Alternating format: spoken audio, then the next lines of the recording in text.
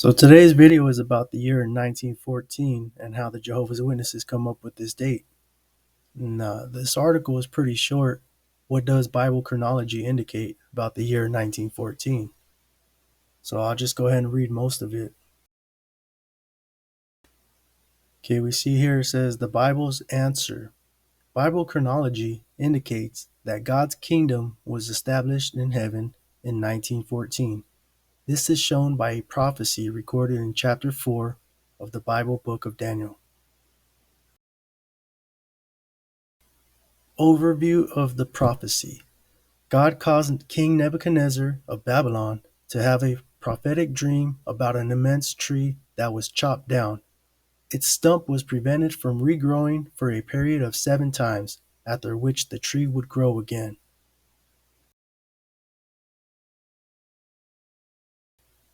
The prophecy's initial fulfillment.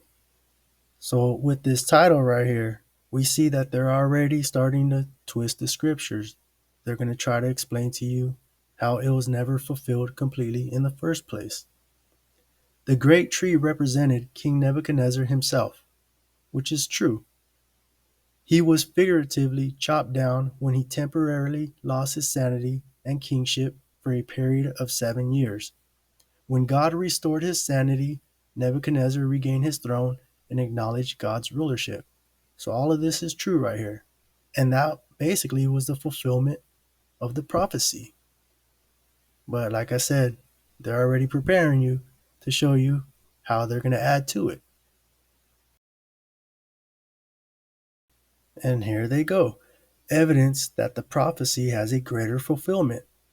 The whole purpose of the prophecy was that people living may know that the Most High is ruler in the kingdom of mankind, and that he gives it to whomever he wants, and he sets up over it even the lowliest of men. Was proud Nebuchadnezzar the one to whom God ultimately wanted to give such rulership? No, for God had earlier given him another prophetic dream, showing that neither he nor any other political ruler would fill this role. Instead, God would himself set up a kingdom that will never be destroyed. Now, this is true. This is the prophecy from Daniel chapter 2, where Nebuchadnezzar sees a statue and is destroyed by a stone. Previously, God had set up a kingdom to represent his rulership on earth, the ancient nation of Israel. God allowed that kingdom to be made a ruin because its rulers had become unfaithful, but he foretold that he would give kingship to the one who has the legal right. The Bible identifies Jesus Christ as the one legally authorized to receive this everlasting kingdom. Unlike Nebuchadnezzar, Jesus is lowly in heart, just as it was prophesied. So in the next paragraph, they ask the question, what does the tree of Daniel chapter 4 represent? In the Bible, trees sometimes represent rulership. In the greater fulfillment of Daniel chapter 4, the immense tree symbolizes God's rulership. Now, this is a lie right here because they tell us in Daniel chapter 4 exactly what it represents. So we'll go ahead and read Daniel chapter 4, the prophecy about this, to see what it says. The interpretation of this prophecy can be found in verses 19 through 27. I'm going to start right here on number 20. The tree you saw, which grew large and strong, with its top touching the sky, visible to the whole earth, with beautiful leaves and abundant fruit, providing food for all, giving shelter to the wild animals, and having nesting places in its branches for the birds, your majesty, you are that tree. Okay, verse 23. Your majesty saw a holy one, a messenger, coming down from heaven and saying, cut down the tree and destroy it, but leave the stump, bound with iron and bronze, in the grass of the field, while its roots remain in the ground. Let him be drenched with the dew of heaven, let him live with the wild animals until 7 times pass by for him. This is the interpretation, your majesty, and this is the decree the Most High has issued against my lord the king. You will be driven away from people and will live with the wild animals. You will eat grass like the ox and be drenched with the dew of heaven. 7 times will pass by for you until you acknowledge that the Most High is sovereign over all kingdoms on earth and gives them to anyone he wishes. The command to leave the stump of the tree with its roots means that your kingdom will be restored to you when you acknowledge that heaven rules. So we see here that Daniel is speaking to King Nebuchadnezzar, and he's telling him that these 7 times are specific to him. There is no greater meaning to this. We find here in verse 28, all this happened to King Nebuchadnezzar. In other words, the dream was fulfilled. Okay, the next paragraph. What does the trees being chopped down mean? Just as the chopping down of the tree represented an interruption in Nebuchadnezzar's kingship, it also represented an interruption in God's rulership on earth. This happened when Nebuchadnezzar destroyed Jerusalem, where the kings of Israel sat on Jehovah's throne as representatives of God himself. So once again, they're trying to press the issue that there's a double meaning to this, and they give us the biblical text of 1 Chronicles 29:23. So let's go ahead and see what this says. And it reads, So Solomon sat on the throne of the Lord as king in place of his father David. He prospered, and all Israel obeyed him. So this text has absolutely nothing to do with the 7 times, nothing like that. What do the 7 times represent? The 7 times represent the period during which God allowed the nations to rule over the earth without interference from any kingdom that he had set up. The 7 times began in October 607 BCE, when, according to Bible chronology, Jerusalem was destroyed by the Babylonians.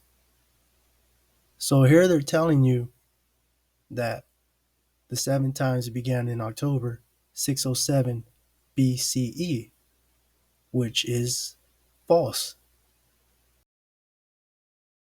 Biblical scholars agree that Jerusalem fell in 587 BC, not 607 BCE. As it says right here, whereas the Nebuchadnezzar Chronicle provides information about the siege of Jerusalem in 597 BC, the only known records of the siege that culminated in Jerusalem's destruction in 587 BC are found in the Hebrew Bible.